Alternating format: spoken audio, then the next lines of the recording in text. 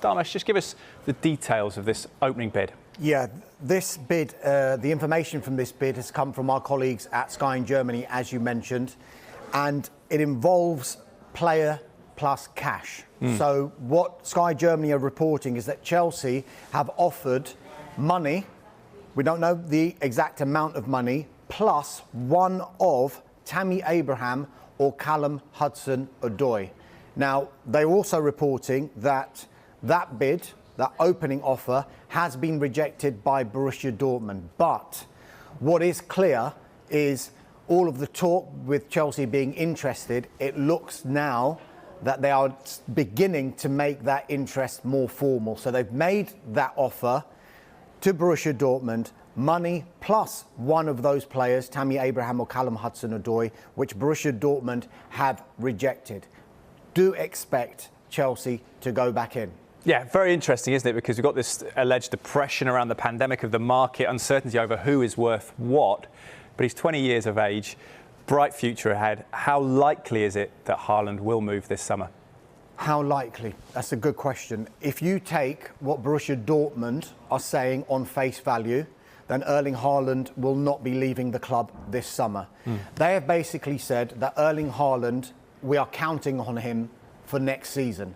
Now, there is a comparison here to be made between Jadon Sancho and Erling Haaland, because Michael Zorc, the sporting director at Borussia Dortmund, has said that they had a gentleman's agreement with Jadon Sancho and his representatives that if an acceptable offer came in for him, they would speak to Jadon Sancho and his representatives and maybe deal with the club and maybe get a deal done. That is what has transpired with Manchester United, because that deal has been agreed. But they also made it public that that gentleman's agreement, or any kind of gentleman's agreement, does not exist with Erling Haaland, and hence why they're counting on him for next season. But money talks. So we know that next summer, Erling Haaland will be available at a release clause believed to be around £75 million.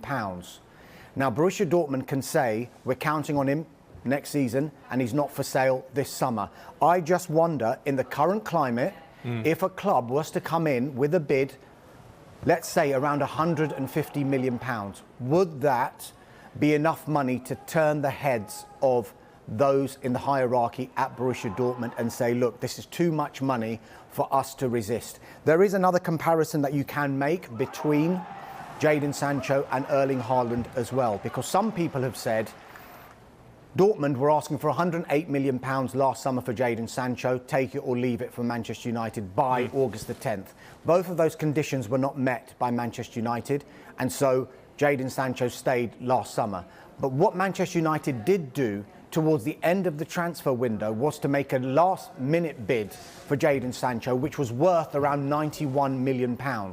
Now, some people could say, well, why did Dortmund not accept that £91 million bid at the end of last summer, and now they've accepted £18 million less for Jadon Sancho?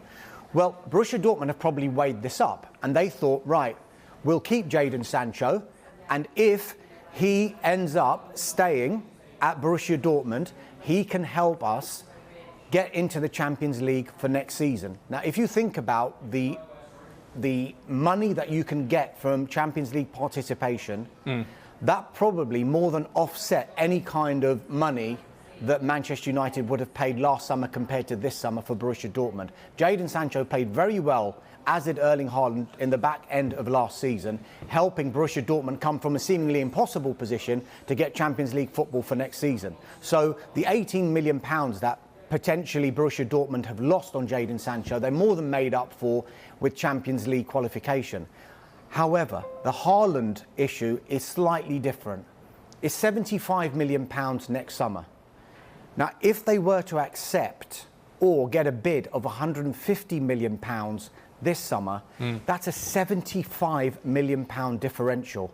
And that could probably more than offset any money that they would get through qualifying for the Champions League, which they would have, you would say on the face of it, more chance of it happening if Erling Haaland is in the team. So I think Borussia Dortmund will soon have decisions to make, because if Chelsea continue their pursuit of Haaland and continue to bump up that price and get close to potentially a deal worth £150 million, be it in money and players, I think Dortmund are going to have to think about it.